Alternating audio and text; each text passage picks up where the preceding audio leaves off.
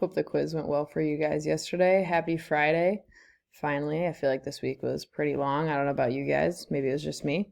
So you've had 3 assignments this week. You took your quiz yesterday. You can still turn those assignments in. If you missed the quiz, you'll have to take that next week, so a week from today. Today we're just doing, it's what's called a personality test. Okay, so you guys are going to go through it on your own, at your own pace.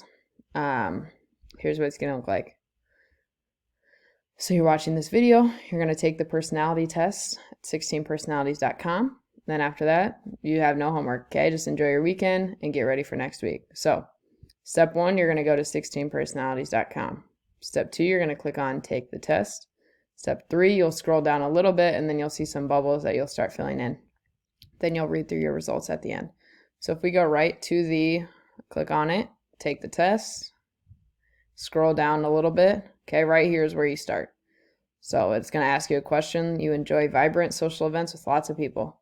We're going to try to avoid going in the middle here. Okay, you want to go one way or the other to really try to get true results to who you are. Okay, you're going to go down, then you'll hit next.